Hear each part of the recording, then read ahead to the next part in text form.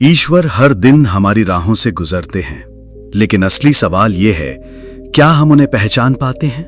ज्यादातर लोग इस रहस्य पर कभी रुककर सोचते ही नहीं। परमहंस योगानंद जी ने इस पर से पर्दा उठाया और जीवन को देखने का हमारा पूरा दृष्टिकोण बदल दिया। जरा अपने आप से ईमानदारी से पूछिए, जिस ईश्वर को हम मंदिरों, गिरजाघरों और तीर्थ स्थलों में ढूंढते हैं, जिसके लिए हम उपवास रखते हैं, भजन गाते हैं और प्रार्थनाएं करते हैं, क्या वो सच में कहीं आसमान के किसी छुपे हुए कोने में बैठा है? या फिर क्या ऐसा हो सकता है कि वो यहीं हमारे पास खड़ा हो और हम उसे देख ही ना पा रहे हो? क्या यह संभव है कि भगवान रोज हमसे मिलने आते हैं और हम बिना जाने उनके पास से गुजर जाते हैं? सवाल दिखने में सरल लगता है, लेकिन इसका उत्तर गहरा और जीवन परिवर्तनकारी है। योगानंद जी ने इसे इतनी सुंदरता से समझाया है कि एक बार जब आप इसे जान लेंगे तो फिर कभी जीवन को पहले जैसा नहीं देख पाएंगे।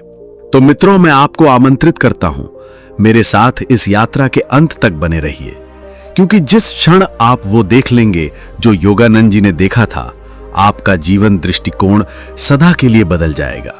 अगर ये चिंतन आपको अच्छा लगे तो इस वीडियो को लाइक कीजिए और चैनल को सब्सक्राइब कीजिए और इस संदेश को उस व्यक्ति तक पहुंचाइए जिसे आज इसकी सबसे अधिक जरूरत है। और हां, कमेंट में हमें जरूर बताइए कि आप दुनिया के किस कोने से हमें सुन रहे हैं। अब चलिए इस अद्भुत यात्रा की शुरुआत करते हैं।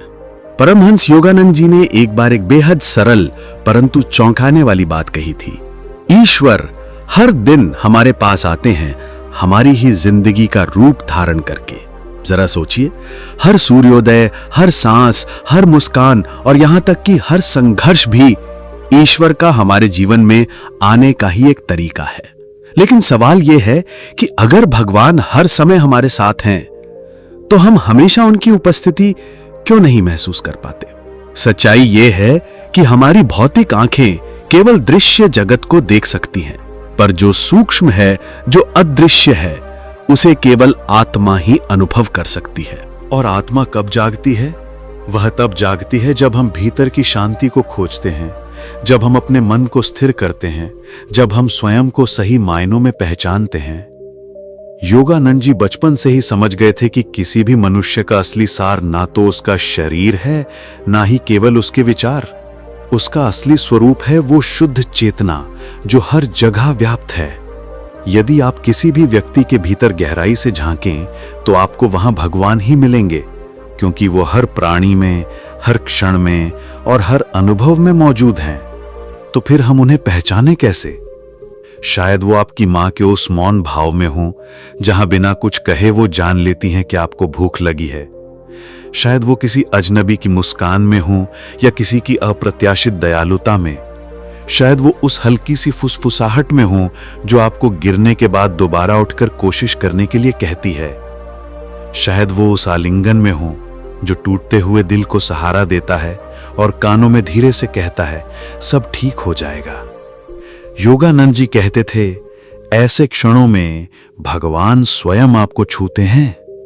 उनकी एक महान शिक्षा थी, ऊर्जा के साथ जियो, कर्म करो, कार्यशील बनो, लेकिन भीतर से शांत रहो, क्योंकि ईश्वर की आवाज कभी शोर मचाकर नहीं आती, वो हमेशा मौन और स्थिरता में सुनाई देती है। क्या कभी आपके साथ ऐसा हुआ है कि आपको अचानक किसी दोस्त को फोन करने का मन हुआ हो, या किसी को माफ करने का संकेत मिला हो, या फिर किसी अजनबी की मदद करने का भाव जागा हो? तो समझिए, ये केवल आपका मन नहीं था, ये भगवान ही थे जो आपके भीतर से आपको कह रहे थे, मैं यहां हूं।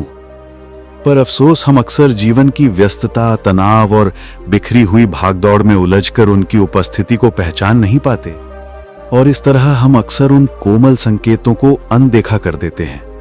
फिर शिकायत करते हैं कि भगवान हमसे दूर क्यों लगते हैं।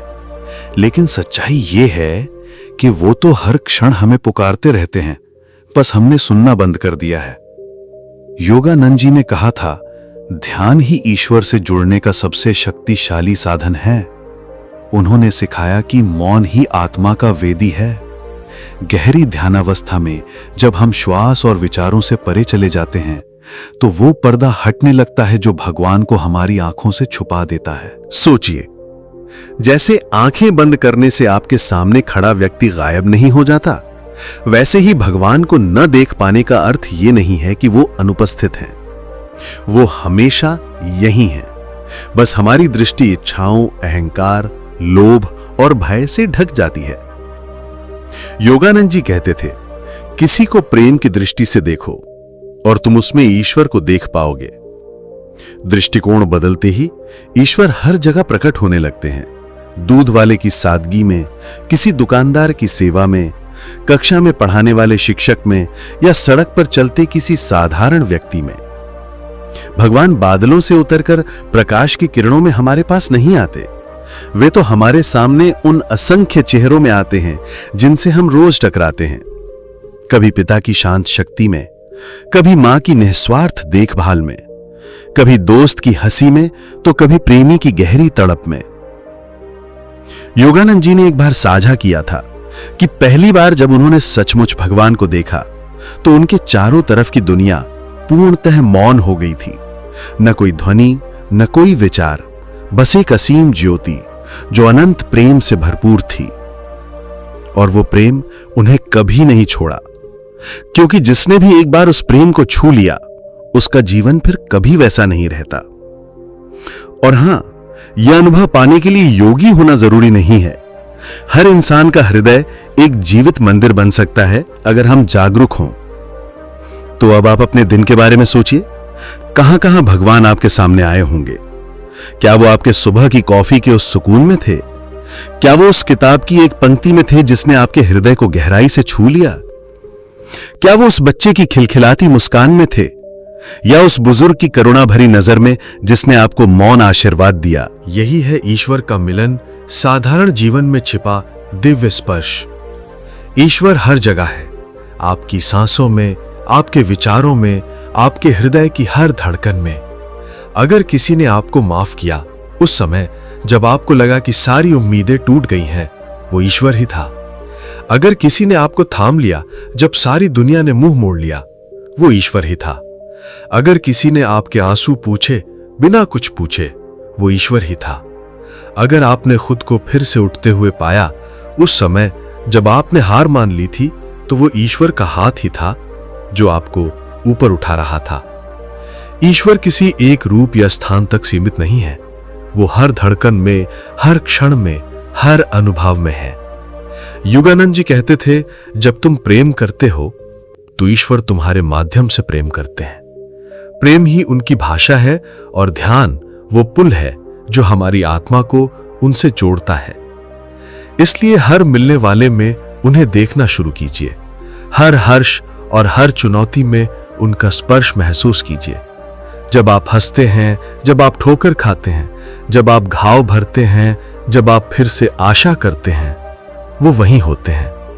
वो सुबह की रोशनी है, रात की शांति है, कोलाहल में छिपी हुई मौन शक्ति है, मुस्कान की गहराई है। और जितना आप ध्यान करते हैं उतना ही वो वास्तविक होते जाते हैं। किसी दूर के विचार के रूप में नहीं, बल्कि इतनी निकट उपस्थिति के रूप में कि आप उन्हें अपनी हड्डियों तक महसूस कर सकते हैं। उन्हें केवल गिरजाघरों या आसमानों में न खोजें, उन्हें अपने हृदय में खोजें, अपनी सांसों में, अपने कर्मों में। सच्चाई यही है, ईश्वर हमें हर दिन मिलने आते हैं, पर उन्हें पहचानने के लिए हमें एक शांत मन और एक खुला हृदय चाहिए। अंतिम प्रश्न यह है, अगर ईश्वर सचमुच हर दिन आपसे मिलने आते हैं, तो क्या आप उनसे मिलने के लिए तैयार हैं? क्या आपका मन, क्या आपका जीवन, क्या आपका हृदय इतना स्पष्ट और सच्चा है कि जब वो आपके सामने खड़े हों तो आप उन्हें पहचान पाएं? हम अक्सर चमत्कार की उम्मीद करते हैं, आकाश से बिजली चमकने की या गगनभेदी आवाज सुनने की। लेकिन योगानंद जी याद दिलाते हैं, ईश्वर कोई चमत्कार नहीं है, वो सबसे साधारण चीज है। इतने साधारण कि हम उन्हें बार बार अनदेखा कर देते हैं। ईश्वर उस मां की तरह है जो चुपचाप आपके लिए भोजन बनाती है बिना धन्यवाद मांगे। वो उस पिता की तरह है जो दर्द सहकर भी आपका मार्गदर्शन करते हैं। वो उस मित्र की तरह है जो आपकी पीड़ा को बिना कुछ सुने समझ लेता है। लेकिन हम भागदौड़ में इतने उलझ जाते हैं, तनाव और लोभ में इतने फंस जाते हैं, अहंकार और अभिमान में इतने भर जाते हैं कि उन मौन क्षणों को खो देते हैं जहां ईश्वर पहले से हमारे साथ खड़े होते हैं। योगानंद जी सिखाते थे कि जब मनुष्य अंततः भीतर की ओर मुड़ता है, जब उसका ध्यान बाहरी कोलाहल का पीछा करना छोड़ देता है और भीतरी शांति में स्थिर हो जाता है, तब वो एक अद्भुत बात देखता है। हमेशा से कोई उसके पास खड़ा था, और वो कोई दूर बैठा देवता नहीं है जो किसी मंदिर की मूर्ति में कैद हो। वो तो वही परमात्मा है जिसे आप इतने समय से खोज रहे थे। वो आपके भीतर बैठा है, आपकी हर सांस में बह रहा है, आपकी हर धड़कन में गूंज रहा है। लेकिन उसे महसूस करने के लिए आपको रुकना होगा, जिंदगी की भागदौड़ को धीमा करना होगा। सुबह की चाय या कॉफी पीते समय क्या कभी आपने उस पल में छिपी हुई शांति को महसूस किया? किसी बच्चे की मुस्कान में क्या आपने ईश्वर की मासूम चमक देखी है? किसी बुजुर्ग का आशीर्वाद लेते समय क्या आपने उस मौन में दिव्यता को अनुभव किया है? ईश्वर हर ओर है, लेकिन हमारी आंखें उन्हें नहीं देख पाती, क्योंकि वे हमारी अपेक्षाओं, हमारे निर्णयों, हमारे दुखों और सबसे बढ़कर हमारी अधीरता से ढकी रहती हैं। हम ईश्वर को तुरंत देखने की मांग करते हैं, जैसे वो हमारे आदेश पर प्रकट हों। पर ईश्वर हमारे समय पर नहीं आते। वे धीरे धीरे खिलते हैं, जैसे सूर्य की किरणों में खुलता हुआ फूल। वे हवा की तरह चलते हैं, आप सुन नहीं सकते लेकिन महसूस कर सकते हैं। अक्सर वो प्रकाश बनकर आते हैं जब आप अपने सबसे अंधेरे क्षण में खड़े होते हैं।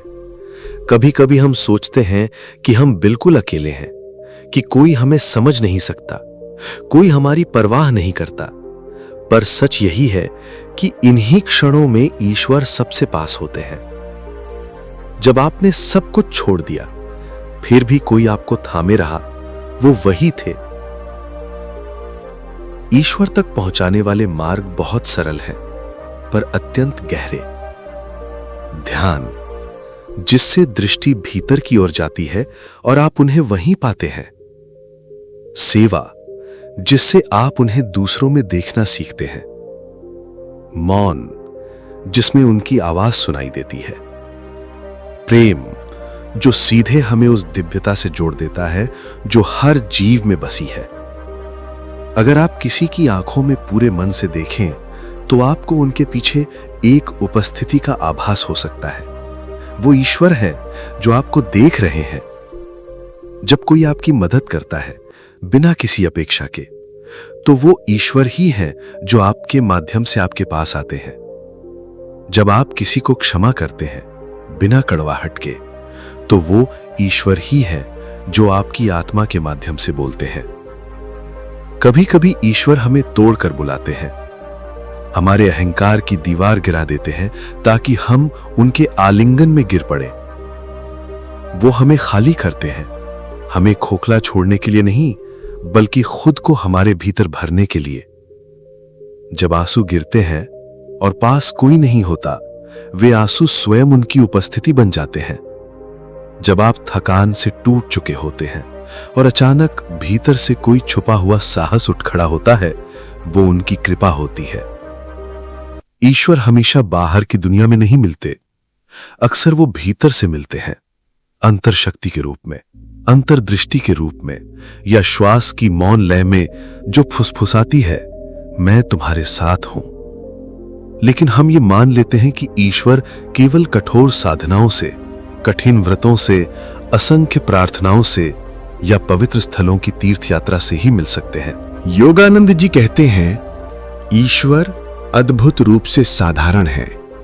वो उस रोटी में है जो मां अपने प्रेम से पकाती है। वो उस पानी के प्याले में है जो किसी प्यासे राहगीर को दिया जाता है। वो उस छांव में है जो किसी थके हुए यात्री को विश्राम देती है। अगर सच में आप उन्हें देखना चाहते हैं तो जीवन की साधारण बातों में देखना शुरू कीजिए। जब कोई गीत आपकी आत्मा को छू जाता है, जब कोई दृश्य आपके हृदय में गहराई तक उतर जाता है, जब कोई मुस्कान आपके मन में देर तक गूंजती रहती है, तो समझ लीजिए अभी अभी आपने ईश्वर का स्पर्श किया है। हर व्यक्ति, हर परिस्थिति, हर अनुभव ईश्वर का संदेश वाहक है। वो आपके लिए एक पाठ, एक सत्य या उनकी एक झलक लेकर आता है। लेकिन शर्त है, आपका हृदय खुला हो, आपकी जागरूकता पैनी हो और आपके कर्म निर्मल हों। जब आप बिना किसी इनाम के चाहत के किसी की मदद करते हैं, आप ईश्वर के साथ चल रहे होते हैं। जब आप झूठ बोलने से इनकार करते हैं, किसी को आहत नहीं करते या दया से किसी का हाथ थामते हैं, तब आप उनके मार्ग पर होते हैं। ईश्वर को देखना किसी चमकदार बिजली सी घटना नहीं है। यह तो एक यात्रा है, धीमी, गहरी और सुंदर। यह तब शुरू होती है जब आप स्वीकार करते हैं कि आपके पास सब उत्तर नहीं है।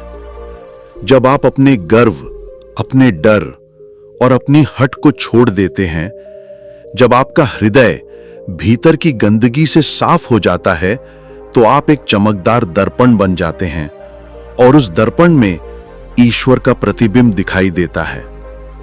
फिर वो आपके विचारों से झलकते हैं, आपके शब्दों से गूंजते हैं, आपके कर्मों से प्रकाशित होते हैं। तभी हर चेहरा उनका चेहरा लगता है, हर आवाज एक पवित्र मंत्र जैसी लगती है, हर क्षण एक तीर्थ यात्रा बन जाता है। कभी कभी ईश्वर विशेष रूपों में आते हैं, किसी बच्चे के रूप में, किसी भिखारी के रूप में, किसी बेसहारा पशु में या किसी बुजुर्ग महिला में। लेकिन हम उन्हें चूक जाते हैं क्योंकि हम अपेक्षा करते हैं कि ईश्वर किसी दिव्य आभा में आएंगे, किसी चमकदार प्रकाश में प्रकट होंगे या कोई अलौकिक ध्वनि होगी। पर यदि आप अपना दृष्टिकोण बदल लें, हृदय खोल दें, तो आपको वे हर जगह मिलेंगे। फिर कोई बड़ा या छोटा नहीं लगेगा, कोई अपना या पराया नहीं लगेगा, क्योंकि वही दिव्य शक्ति सब में समान रूप से प्रवाहित होती है। तो कल सुबह जब आप अपनी व्यस्त दिनचर्या में भागने से पहले कुछ क्षण ठहरें, गहरी सांस लें और महसूस करें वो आपके साथ हैं। अपनी आंखें बंद कीजिए, भीतर देखिए। अपने आप से पूछिए, क्या मैं आज ईश्वर को पहचानने के लिए तैयार हूं? क्या मैं उनके संकेत पढ़ने के लिए तैयार हूं? क्या मैं उनकी मौनता को महसूस कर सकता हूं? यदि आपका उत्तर हां है, तो निश्चय ही आप उन्हें पाएंगे। कभी किसी स्पर्श में, कभी किसी मुस्कान में, कभी किसी निशब्द नजर में या किसी अप्रत्याशित करुणा के कार्य में। क्योंकि ईश्वर दूर कहीं छिपे नहीं हैं, वे तो हर पल, हर क्षण हमसे मिलने आते हैं। सवाल सिर्फ इतना है, क्या हम उन्हें सच में देखना चाहते हैं? लेकिन दुनिया आपकी कमजोरी को कभी दया से नहीं संभालेगी। वो आपकी चोट को आपके विरुद्ध एक हथियार बना देगी। इसलिए अपनी पीड़ा, अपने घाव हर किसी को मत दिखाइए। दुनिया के सामने अपनी शक्ति दिखाइए, चाहे भीतर कितनी ही तूफान क्यों ना उठ रहे हों। लोग सलाह देंगे, टिप्पणी करेंगे, कभी मजाक उड़ाएंगे भी, लेकिन बहुत कम लोग हैं जो आपके साथ अंधेरे में रोएंगे। इसलिए सीखिए अपनी चोटों को मौन में भरना, क्योंकि दुनिया टूटे हुए इंसान की नहीं, बल्कि जीवित बचकर आगे बढ़े हुए इंसान की इज्जत करती है। जब आप मौन रहना सीख जाते हैं, तो आप उन लोगों से कहीं अधिक शक्तिशाली हो जाते हैं जो ऊंची आवाज में बोलते हैं। आपका मौन उन्हें विचलित कर देता है, क्योंकि आप उनकी उम्मीद के अनुसार प्रतिक्रिया नहीं देते। न सफाई देते हैं, न बहस करते हैं, न बचाव करते हैं। आप बस प्रतीक्षा करते हैं। और जब धैर्य उत्तर देता है, तो मौन किसी भी ऊंचे शब्द से कहीं अधिक शक्तिशाली सिद्ध होता है। मौन वो शक्ति है जो उन बातों को तोड़ सकती है जो टिकने लायक ही नहीं थी। इसलिए समय आएगा जब आपका उत्तर न कोई स्पष्टीकरण होगा, न कोई बचाव, बल्कि आपकी सफलता होगी। ईश्वर से यह अपेक्षा मत कीजिए कि वे आकर आपकी अकेलेपन की खाली जगहों को भर देंगे। उन्होंने पहले ही आपको वो शक्ति दे दी है कि आप खुद अपने भीतर प्रेम का दीपक जला सकें। स्वयं से प्रेम करना सीखिए। जब आप सचमुच अपने मूल्य को पहचानते हैं तो दुनिया भी आपको सम्मान देना सीखती है। लेकिन यदि आप स्वयं को ही तुच्छ मानते हैं तो दुनिया भी हर मोड़ पर आपको गिराने में समय नहीं लगाएगी। आज की दुनिया में सच्चे रिश्तों के लिए बहुत कम समय है। ज्यादातर लोग सिर्फ तब तक साथ चलते हैं जब तक रास्ता आसान है। जैसे ही मार्ग कठिन होता है वे फिसल जाते हैं। ऐसे लोगों पर अपना दुख व्यर्थ मत कीजिए। जो लोग आपके साथ आंधी तूफान में भी चलते हैं वे आपके सच्चे साथी हैं, और जो बीच में छोड़कर चले जाते हैं वे सिर्फ आपकी जीवन की कहानी के पात्र हैं, आपके हृदय के नहीं। याद रखिए, पात्र कहानी में होते हैं, हृदय में नहीं। जिस दिन आप दूसरों को खुद को साबित करने की जरूरत महसूस करना छोड़ देंगे वही दिन होगा जब आपकी असली जिंदगी शुरू होगी। दुनिया को आपकी विनम्रता से डर नहीं लगता, उसे डर है आपके उठने से, आपके आगे बढ़ने से। और जो लोग आपके उदय से डरते हैं वो हर संभव कोशिश करेंगे कि आपका रास्ता रोक दें। इसीलिए अब समय है चलते रहने का, चाहे रास्ता कितना ही कठिन क्यों ना हो। बहुत पुरानी बात है, जब मगध का राजा धनानंद शासन करता था। उसके पास सब कुछ था, शक्ति, अपार धन, विशाल सेना, और अहंकार इतना बड़ा कि उसने अपनी आंखों पर पर्दा डाल दिया। उसका घमंड इतना बढ़ गया कि वो खुद को देवता समझने लगा। उसका राजमहल सोने से चमकता था, पर इंसानी जीवन की कोई कीमत नहीं थी। एक दिन दरबार में आया एक साधारण दिखने वाला व्यक्ति, बाहर से साधारण परंतु भीतर से किसी भी तलवार से तीक्ष्ण बुद्धि वाला। उसका नाम था चाणक्य। उसने कोई हथियार नहीं उठाए थे, वो शक्ति के आगे झुका नहीं, वो केवल अपने विचारों की तलवार लेकर आया था। जब उसने दरबार में अपनी बात रखी उसे अपमानित किया गया। सैनिकों ने उसके बाल पकड़कर उसे खींचा, उसका मजाक उड़ाया और बाहर फेंक दिया। लेकिन चाणक्य ने क्रोध नहीं दिखाया, उसने बदले की कोई धमकी नहीं दी। वो मौन रहा, और उस मौन में उसने एक प्रतिज्ञा ली। अपने सिर से खींचे गए बाल को उठाकर बोला, मैं अपने बाल दोबारा नहीं बांधूंगा जब तक इस सिंहासन को न गिरा दूं। यह हार नहीं थी, यह रणनीति थी। चाणक्य जानता था किसी राजा को हराने के लिए हमेशा तलवार की जरूरत नहीं होती। कभी कभी एक ऐसा मस्तिष्क चाहिए जो 10 कदम आगे तक देख सके। फिर शुरू हुई भारत की सबसे अद्भुत और खतरनाक मौन युद्ध की कहानी। चाणक्य जंगलों में भटका, गांव-गांव घूमता रहा, जब तक उसे एक गरीब, अनजान पर निडर लड़का नहीं मिला, चंद्रगुप्त मौर्य। जब चाणक्य ने कहा यह लड़का एक दिन सम्राट बनेगा तो लोग हंसे, लेकिन उसका उत्तर सरल था, सम्राट पैदा नहीं होते, बनाए जाते हैं, और मैं इसे बनाऊंगा। उस दिन से चंद्रगुप्त का प्रशिक्षण शुरू हुआ। यह केवल तलवार चलाना नहीं था, बल्कि राजनीति, रणनीति और मनोवैज्ञानिक युद्ध की कला भी थी। चाणक्य ने कभी सीधा आक्रमण नहीं किया, उसने बस लोगों के मन में प्रश्न बोए। राजा इतना सोना क्यों इकट्ठा कर रहा है? प्रजा भूखी क्यों है? कर बढ़ते जा रहे हैं और राजा विलासिता में क्यों जी रहा है? धीरे धीरे, बिना एक बूंद खून बहाए, उसने लोगों के विचारों को राजा के विरुद्ध मोड़ दिया। और जब विचार बदलते हैं तो सत्ता की नींव अपने आप हिलने लगती है। इसी बीच चंद्रगुप्त को शासन की कला सिखाई गई। उसे सिखाया गया कि बड़ी जीत से पहले छोटी छोटी लड़ाइयां जीतनी जरूरी होती हैं, ताकि उसका आत्मविश्वास और अनुभव धीरे धीरे मजबूत हो सके। राजा धनानंद को जरा भी अंदाजा नहीं था कि उसके खिलाफ एक युद्ध शुरू हो चुका है, और वो युद्ध न तो सेना से लड़ा जा रहा था, न ही तलवारों से। उसका असली शत्रु कोई राजा या योद्धा नहीं था, बल्कि एक ऐसा मस्तिष्क था जो मौन था पर जिसे चुप नहीं कराया जा सकता था। आखिर वो दिन आया जब चंद्रगुप्त और उसकी सेना मगध की सीमाएं पार करके राजमहल के द्वार तक पहुंच गई। यहां भी चाणक्य ने तलवार नहीं उठाई। वो दूर खड़ा रहा, चेहरे पर हल्की मुस्कान लिए, क्योंकि उसे पता था कि उसका संकल्प अब पूरा होने वाला है। अंतिम युद्ध समाप्त हुआ। धनानंद पराजित हो गया। चंद्रगुप्त ने सिंहासन पर बैठकर सम्राट की उपाधि धारण की और उसी क्षण चाणक्य ने वर्षों बाद अपने बाल बांधे। वो बाल जो उसने तभी तक न बांधने की प्रतिज्ञा की थी जब तक इस अन्यायी सत्ता को गिरा ना दे। वो अपमान जिसने इस युद्ध को जन्म दिया था अब विजय में बदल चुका था। इस घटना का संदेश स्पष्ट है। चाणक्य ने एक भी तलवार नहीं चलाई, फिर भी उसने उस समय की सबसे शक्तिशाली गद्दी को गिरा दिया। उसका सबसे बड़ा हथियार क्रोध नहीं था बल्कि विचार था। उसकी रणनीति यह थी कि वह अपने शत्रु को भ्रमित कर दे, यहां तक कि पराजय स्वयं ही निश्चित हो जाए। वो कभी ऊंची आवाज में नहीं बोला। उसने केवल सोचा, धैर्य रखा और सही समय पर चाल चली। आज भी जब कोई आपको अपमानित करे, सबसे शक्तिशाली उत्तर क्रोध नहीं होता, सबसे शक्तिशाली उत्तर है रणनीति। क्योंकि अंतिम विजय उस व्यक्ति की होती है जो बुद्धि और धैर्य के साथ आगे बढ़ता है, न कि उस व्यक्ति की जो सबसे जोर से चिल्लाता है।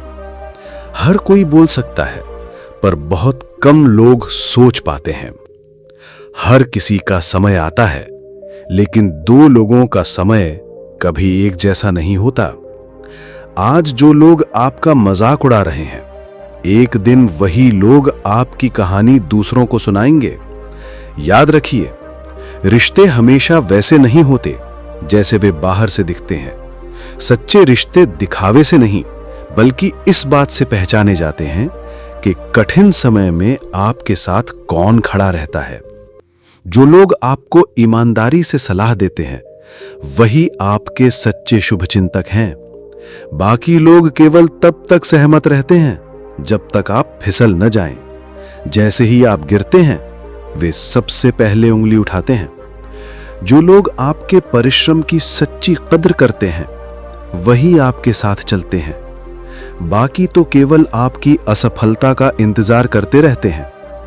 सबसे पवित्र रिश्ते अंतहीन शब्दों से नहीं, बल्कि गहरी आपसी समझ से बने होते हैं। जो लोग आपको दर्द देकर भी चैन की नींद सो सकते हैं, समझ लीजिए वे कभी भी आपके भले के बारे में चिंतित नहीं थे। अगर कोई बार बार आपको अपमानित करता है, तो वे आपके अपने नहीं हैं। याद रखिए, आपको हर किसी को सफाई देने की जरूरत नहीं। जो आपसे सच्चा प्रेम करते हैं, उन्हें किसी सफाई की आवश्यकता नहीं होती, और जो आपसे नफरत करते हैं, वे लाख समझाने पर भी कभी विश्वास नहीं करेंगे। कभी कभी मौन ही सबसे मजबूत उत्तर होता है। किसी को अपनी जिंदगी में इतना अहम मत बना दीजिए कि उनकी अनुपस्थिति आपको तोड़कर बिखेर दे। अत्यधिक अपेक्षाएं अक्सर सबसे गहरे घाव छोड़ जाती हैं। और याद रखिए, सिर्फ बोलना ही पर्याप्त नहीं, सुनना भी सीखिए, क्योंकि अधिकतर लोग केवल अपनी कहानियां सुनाने आते हैं, न कि आपकी सुनने। जिस दिन आप अपनी असली कीमत पहचान लेंगे, उस दिन लोग आपको मोल भाव की वस्तु समझना बंद कर देंगे। समाज अक्सर चुप्पी को कमजोरी समझ लेता है और सच्चाई को रूखापन। लेकिन अपने मूल्यांकन के लिए दूसरों की सतही नजर का सहारा कभी मत लीजिए। निर्भीक होकर स्वयं बने रहिए। सत्य भले सरल हो, पर उसका असर गहरा और स्थायी होता है। कभी कभी जाने पहचाने चेहरे भी अजनबी लगते हैं। ये इसलिए नहीं कि आप बदल गए हैं, बल्कि इसलिए कि वे बदल चुके हैं और आपका हृदय अभी भी पुरानी पहचान थामे बैठा है। इतने मजबूत बनिए कि अगर कोई कल आपसे दूर चला जाए तो आप बिखरे नहीं, बल्कि मुस्कुराकर कहें, धन्यवाद, तुम्हारी वजह से मैं खुद से मिला। सबसे अच्छे रिश्ते वही होते हैं जहां बार बार सॉरी या थैंक यू कहने की जरूरत नहीं पड़ती। वहां मौन समझ ही काफी होती है। कभी कभी अपने लिए भी जीना सीखिए, नहीं तो पूरा जीवन दूसरों को खुश करने में बीत जाएगा। किसी से इतना मत डरिए कि वो आपके ऊपर अधिकार पाले। डर को दृढ़ निश्चय में बदल दीजिए। आपकी सबसे बड़ी शक्ति आपके विचार हों, ताकि कोई भी आपको कम ना आंक सके। और यदि ये शब्द आपके हृदय को छूते हैं, तो इन्हें अपने जीवन में धारण कीजिए। क्योंकि अगली बार जब ईश्वर आपके द्वार पर दस्तक देंगे तो आप उन्हें पहचान पाएंगे। प्रिय श्रोताओं, जीवन का सबसे बड़ा रहस्य यही है कि ईश्वर कहीं दूर नहीं है। वे ना तो केवल मंदिर की घंटियों में छुपे हैं, ना ही आकाश से उतरने वाले किसी चमत्कारिक प्रकाश में। वे हर उस क्षण में उपस्थित हैं जब आप किसी की मदद बिना स्वार्थ करते हैं। हर उस मुस्कान में है जो आप किसी के दर्द को हल्का करने के लिए बांटते हैं। हर उस मौन में है जहां आपका हृदय सत्य को स्वीकार करता है। ईश्वर कोई मंजिल नहीं बल्कि एक सतत यात्रा है। ये यात्रा शुरू होती है जब हम अपना हृदय खोल देते हैं, अपने विचारों को शुद्ध कर लेते हैं और अपनी नजर को साधारण में असाधारण देखने की आदत डालते हैं।